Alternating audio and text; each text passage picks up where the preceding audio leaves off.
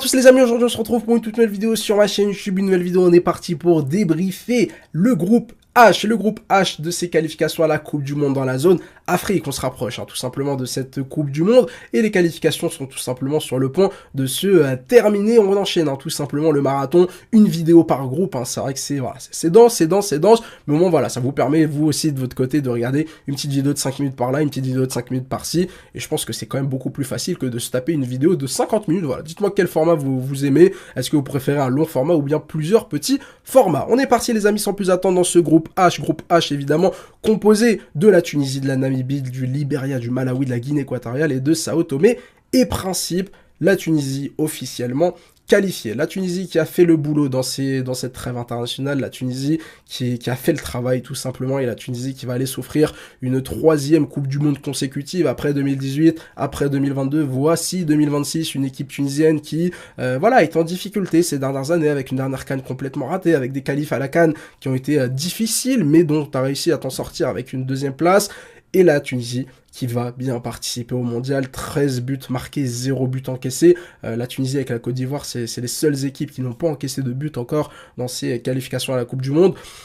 La Tunisie qui a fait de la Tunisie. Voilà, on va pas révolutionner, on va pas inventer, on va pas... voilà, la Tunisie qui a fait de la Tunisie, c'est-à-dire que ça manque un peu de talent, ça manque un peu de folie, mais c'est solide défensivement, mais ça va chercher des gros résultats à l'extérieur, mais ça va être performant à domicile. Et une Tunisie qui aura été quand même évidemment un peu aidé par les problèmes de la Guinée équatoriale au début des qualifications. La Guinée qui a perdu 3-0 face au Libéria et face à la Namibie à cause de problèmes de licence.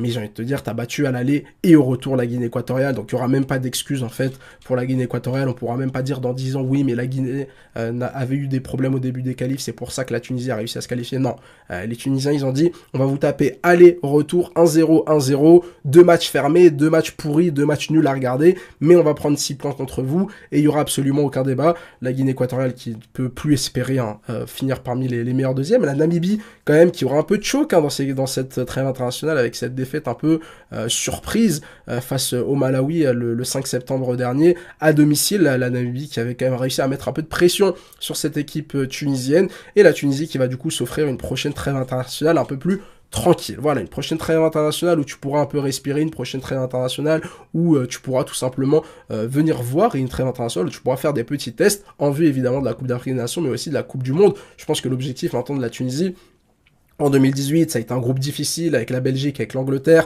tu pouvais pas espérer grand chose. En 2022, tu avais une finale face à l'Australie, t'as pas réussi à apporter de la folie. Là, clairement, les Tunisiens, lors de la prochaine Coupe du Monde, faut sortir des phases de poule. Je peux pas croire une seule seconde que les Tunisiens vont enchaîner une 3e Coupe du Monde d'affilée où tu te fais éliminer encore une fois au premier tour, où tu peux avoir des regrets, ou... Non, là maintenant l'objectif de la Tunisie c'est de voir plus loin. L'objectif de la Tunisie évidemment après cette qualification c'est d'aller tout simplement chercher un match à élimination directe au mondial, et c'est tout ce qu'on leur souhaite évidemment. Voilà les amis pour cette petite vidéo.